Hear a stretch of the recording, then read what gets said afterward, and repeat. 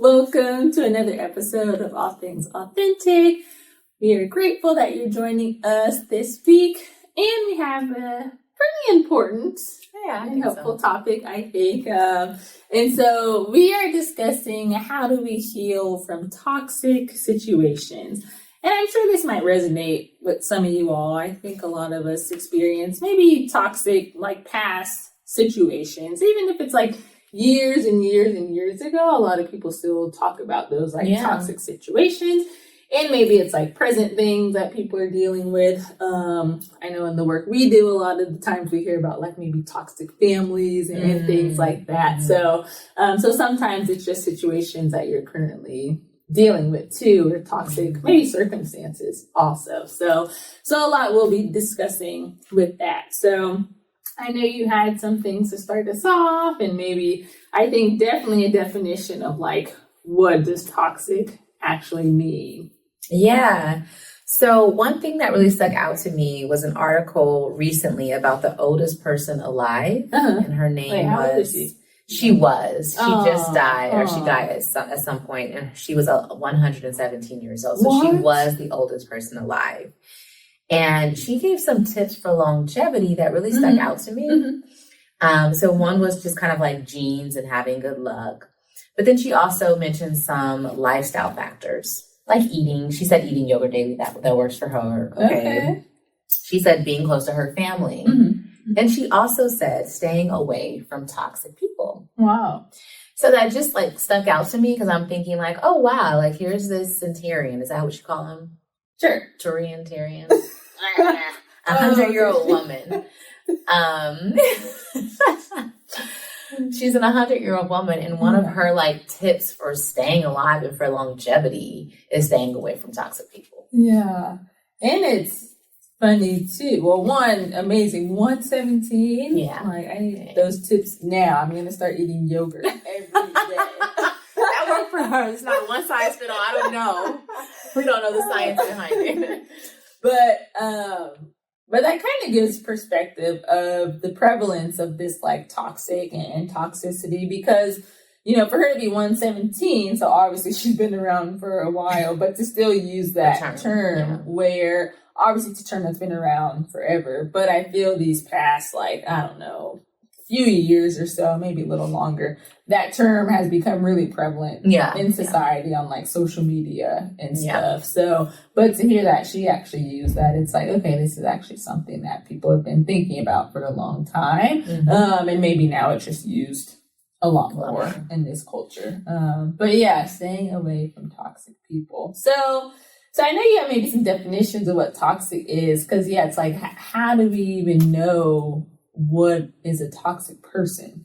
Yeah, so I don't even know that I have a psychological definition of toxic people or toxic situations, but I did want to go to the dictionary, and then we can kind of extrapolate from that. So one definition from Oxford Languages is poisonous or very harmful or unpleasant in a pervasive or insidious way. And then I have something from Merriam-Webster, which is also about something being poisonous, the material being poisonous, especially when capable of causing death or serious debilitation. And then the last definition from Merriam-Webster is extremely harsh, malicious, or harmful. Okay. So maybe that, I think there's something we could take from all of them, but when we think about some of these social interactions, maybe that last one, a situation or person, circumstance that's extremely harmful, harsh, malicious, and harmful. Yeah. Okay. And what I liked about the other definitions, they were probably more for actual physical toxins and things and poisons.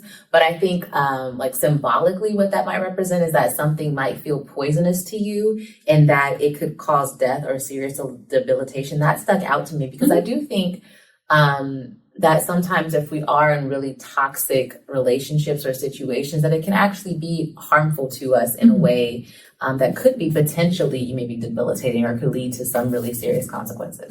Definitely. And thinking about the 117-year-old, again, she alluded to there's maybe multiple factors, but But even that being important to her, right? Of like a long life versus maybe an earlier death if it was filled with so much like toxic situations and people. So So I still see that second one maybe fitting to the symbolism of like some, and it sounds extreme, of like poison, but yeah, like you said, symbolically, if we think about it, some relationships, people we're around, situations that we're in, some things are literally like poisonous to us, meaning they're very harmful to us and just impact us on a very deep level.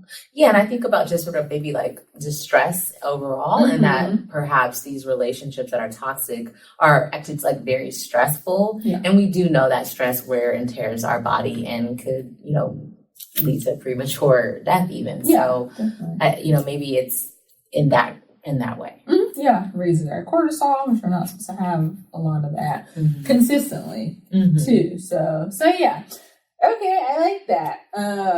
And first, I wouldn't even connect the two when you think about like advice from a 117-year-old. First, I'm like, what's that have to do with toxicity? I mean, for her to name that. Thank you. That was her. I feel like that was like a party gift to us. Yeah, no, definitely. I guess too a question, because like I said, I'm surprised she would use that for her age, because now the past few years or so, to me, it's been used so much within our culture and society where sometimes I'm like, stop using the word toxic, because I feel like it's used so much. So do you feel it's like overused sometimes in society? And if so, does it kind of lose its meaning at times? I think anything runs the risk, once there's some sort of term that's out there that helps describe a phenomenon or something that many people experience. I think there's, a general risk of it losing its meaning or being applied to something that's not quite what it is. And I think that perhaps it's helpful for many people because we have something to define some sorts of harmful, negative relationships that people can understand and can hold on to. So, I think it might be important to make sure that we're using it appropriately or making sure that it is not, inappropriately or erroneously applied to situations. And at the same time, it may be helpful that people know what it is. Yeah. And having to, I guess, decipher. I'm trying to think of maybe what it's overused for. Yeah, that would be a good. But like, so for instance, and maybe it can be interchangeable, but for instance, do you think toxic is the same as dysfunctional? When we think about maybe families, which that term, as we kind of evolve more within our research and within the field of not trying to label stuff so much, right? We, in essence, know what dysfunctional is, but sometimes it's like what's functional for one family is maybe not functional for the other. So it's hard to say what dysfunctional really is and what it looks like. But if we think of this overarching theme of just dysfunctional, like communication within families, there's a lot of maybe secrecy within families and just harmful things. But is it like, okay, is this family or relationship just operating for maybe a more dysfunctional level? Or would we label that as like, it's toxic? I think it probably depends. I have actually never thought about it until this moment, but what's coming to me is perhaps dysfunctional is a larger umbrella term, and that maybe every, subset of situation or family situation that is dysfunctional, it may not be necessarily toxic, but perhaps toxic by virtue of what it is dysfunctional. Like it's not functioning like a relationship might typically function to be healthy. Yeah. And I wonder, since like, with the definition, the toxic is like, it's harsh. Yeah, it's extremely harsh, malicious, and harmful. And I don't know that dysfunctional is always that. Yeah. And like, does like what's perceived as toxic change per person, I wonder? Where it is a standard definition, but, within a family, what's quote dysfunctional, someone thinks like, it's normal, right? It's not until people get into adulthood where it's like, oh, that wasn't a normal thing. Where it's like, no, it wasn't normal for your mom to cuss you out every morning when you woke up, right? But they didn't perceive it as like toxic. So they were used to it. And so maybe they didn't think it was stressful for them. It wasn't harmful because it was just the norm. Yeah. So I'm wondering, like, is it only toxic if you perceive something as harmful and harsh versus someone else with a different personality and disposition maybe would say, like, no, that's toxic to me. I think to some degree, some of this might be subjective, but I also think about if, like, you take a poison, whether or not you perceive it as poisonous, it doesn't change what the substance is. And you see the effect, and you see whether or not it's poisonous and its effect. Yeah. And so I think that, when we're talking about humans, there's a degree of human variation and subjectivity to it. And at the same time, when I hear the definition and it says extremely harsh, malicious, or harmful, then I'm looking at the impact. And I think sometimes when it comes to toxic situations, the person in the situation may not readily see the impact, or maybe they, maybe just can't take that on right now. But other people might see the impact, or the impact may be pretty clear that it is harmful. And I would say that even my own thoughts about it is that even if someone doesn't identify it as toxic, doesn't mean that it's not. Yeah. I like that. Because it also reminds me of that intent versus impact, right? Maybe someone who's engaging in something or towards someone, it's not their intent to be toxic, but in reality, it's like, it's still hugely impactful to that person. And in essence, that can be very toxic to them, even if it's not your intent to act that way. But yeah, I like that. Yeah, because I don't know that a lot of people necessarily are going around saying I'm trying to be toxic. Although have you seen that show? It's like I forgot what it's called, but it's like it's like a dating show, and you have a person, and then like you have like a series, maybe like 5 to 7 or 8 other people, and like they all have balloons, like pop or something.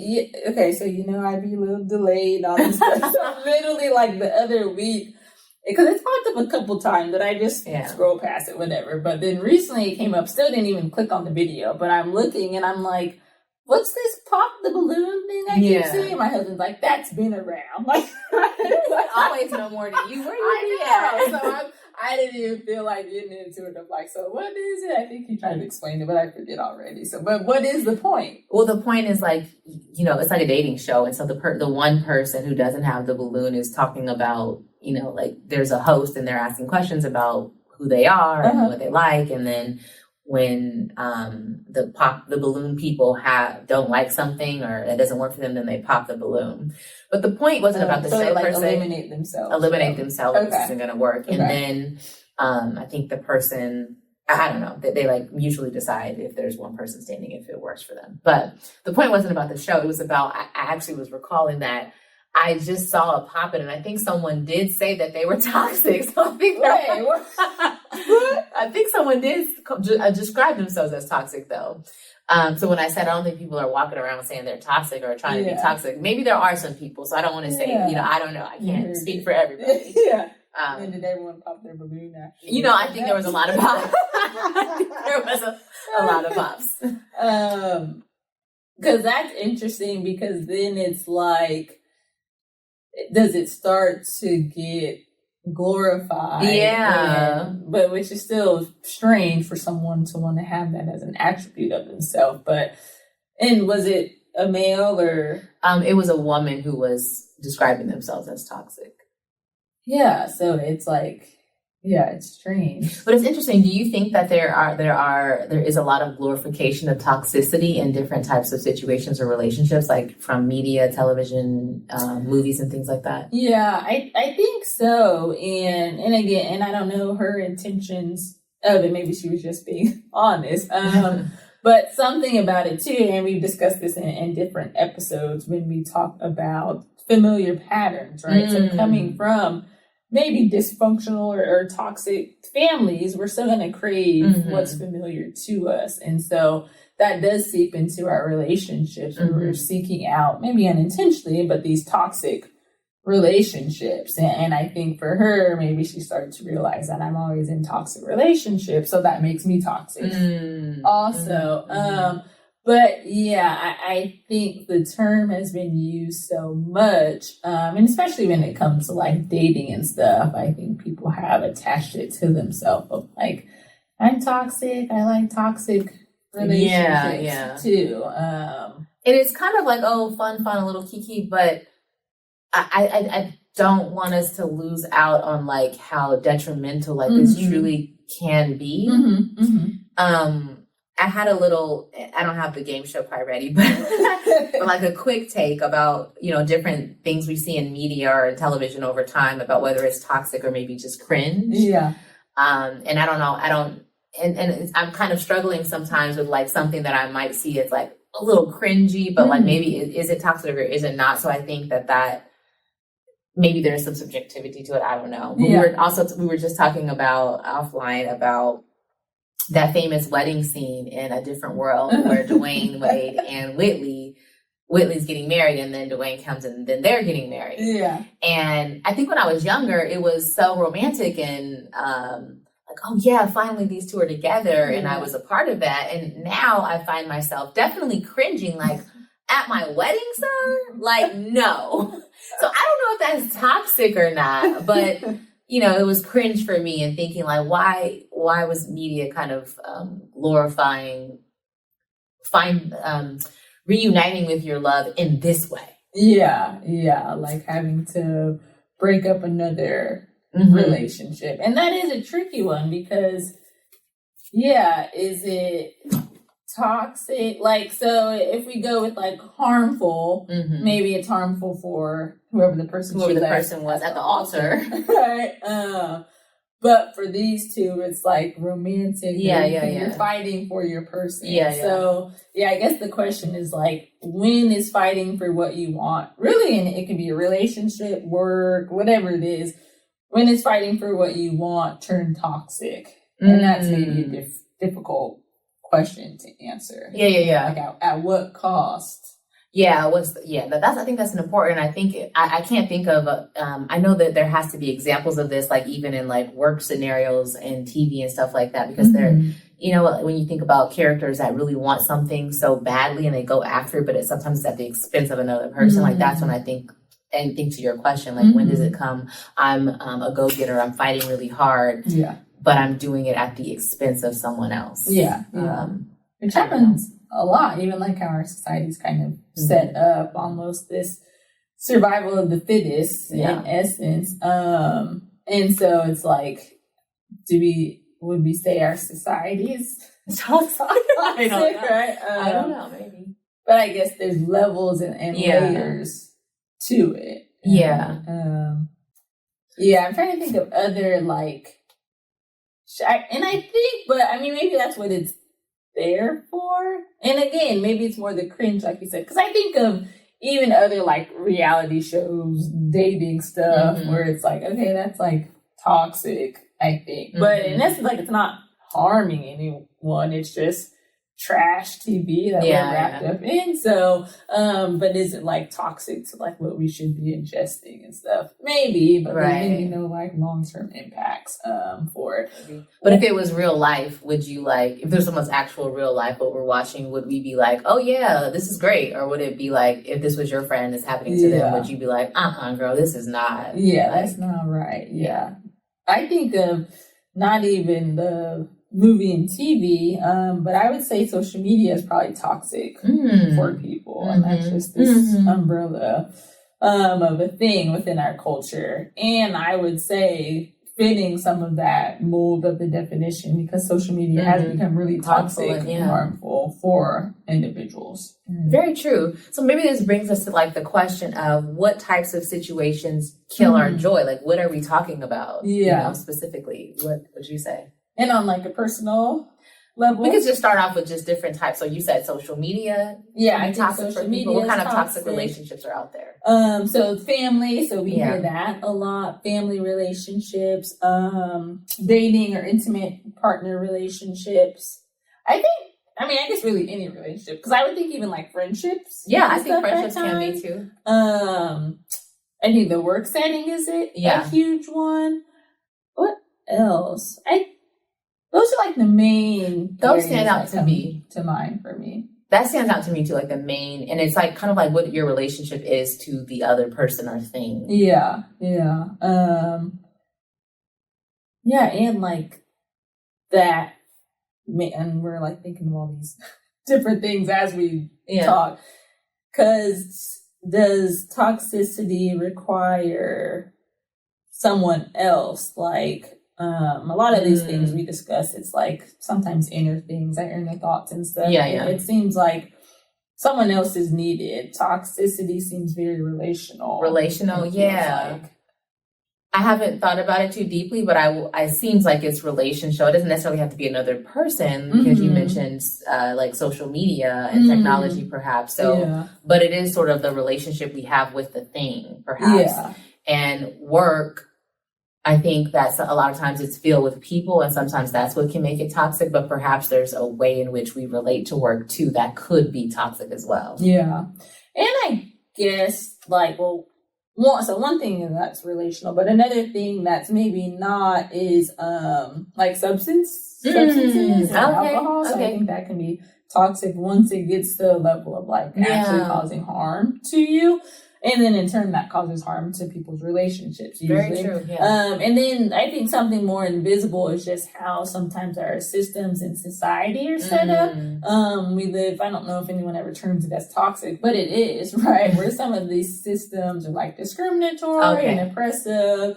And some of these unspoken things that we need to speak about more of, just like racism, sexism, and all those things. But those are actually very toxic for us within society and impact different people in different ways. But that's where I think some of the terms of like toxic masculinity come in. And a lot of people chew that of like, that's not real, that's not a thing, but it's like, it is. Again, it's gotten like convoluted of what the true meaning is. But that kind of ties into like patriarchal standards and the harmful things that can do. And it's not just talking about toxic masculinity being harmful for women, like it's actually harmful for men. For men too. Yes. And that's what we don't discuss enough. So I guess things like that too, that are more like invisible, but very much embedded in our society. And very much impactful and real. I appreciate you expounding on that, because I think that gives us a much richer understanding of like toxicity out there and how it can be very harmful to us in society. Yeah. I have one other question before we get to some of the more of the stats about it, but have you ever healed from a toxic situation, and how did you do it? No, I'm trying to think of like, and I think the biggest thing that comes to mind is like work stuff. And now I'm thinking like, what was it? Toxic, which I think normalizes a lot of people's thoughts of like engaging in relationship situations and not even being aware that maybe it's a toxic situation, maybe just because it's like, it's normal, it's what's familiar to you. But I think about a work setting when I used to work in community mental health too, in particular, which is like great, like community mental health is needed. But like just the work with some of the people, like leadership, really, like it's so much about productivity and all these things. Like we're therapists and I want to be there to like help my team. I was like a team lead and the clients that we serve, but in that role, it was this double-edged sword of like, you're here to like help and make sure clients are good, and you're here because we're like have a contract with the county, and so we're all about like numbers, productivity and numbers and stuff. Where when you think about the work we're doing, like it's kind of conflicting, right? Like obviously we need to get paid by the state and do what we're supposed to do because they're paying us, but like a lot of what you're pushing is in conflict with like and harmful to the work. Exactly. And so that was when I really felt a huge amount of just burnout and stuff. So I feel that was like the biggest thing that stood out for like a toxic situation. And I knew it was like,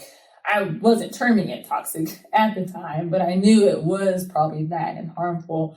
Because then, right, a lot of those things of burnout we discussed before, I'm dreading going to work. I remember one day even about like crying to go, where it's like, why are you crying? But it's like, I did not want to go. So, I think the work thing was the biggest.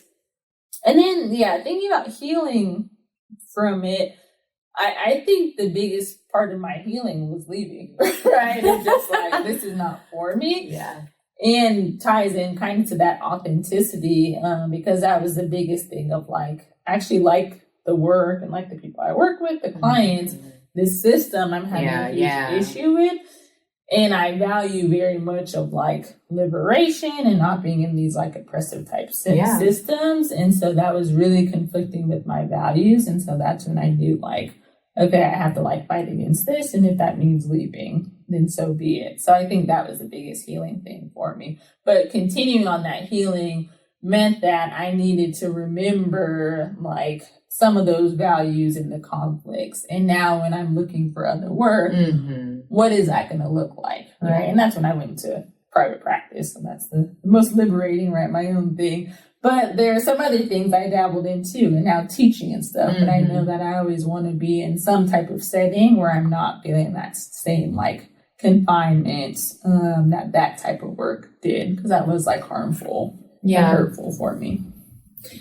You know, it's interesting. I can relate to that. I think back maybe to like 10 or 11 training and jobs that I've had over the last over a decade, maybe 15 years in this field. And the 2 or 3 that I would describe as toxic were all in community mental health. And most of it had to do also with administration and perhaps maybe the stressors that they were experiencing from outside funding sources or just organizational struggles and not having enough.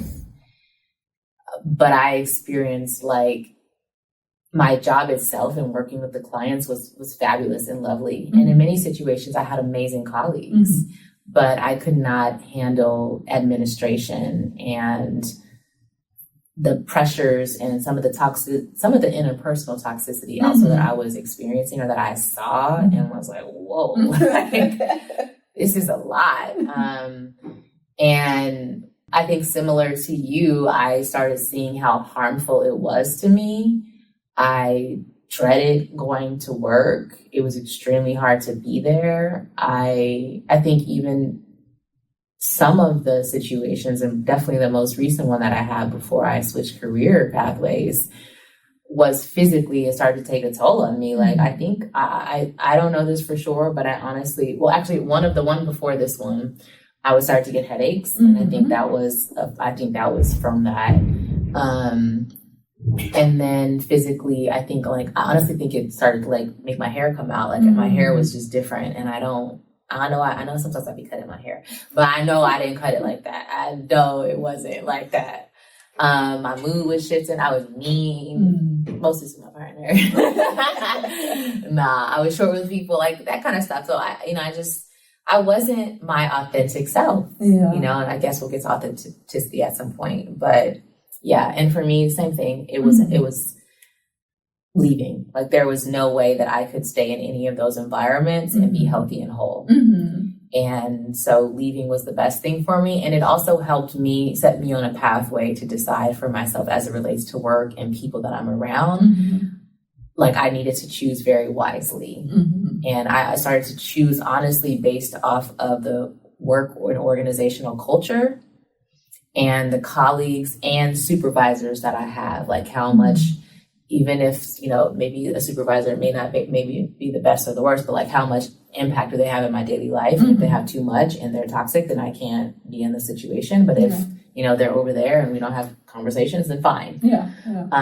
So yeah, and it brought me here, honestly. And it's been a breath of fresh air to not, be in toxic environments anymore. And I think that's important for people to, if they want to start to reflect on, like, okay, am I in some toxic situations? Our bodies will start to tell us. And like you said, in your instance, your body started to show you if it's just feeling that stress, headaches, hair possibly, like, our body's going to start telling you. A lot of clients and things I've heard, stomach issues, right? And sometimes it's actually maybe something medically there, but it's usually around like stress and stuff like that starts to be an indicator too. So So I think individuals can start being mindful of like how their body feels, and goes back to that definition of like the poison, right? Yeah, It's not, maybe not literal, but close to it, very much symbolic of like your body starts to feel like, no, this is too much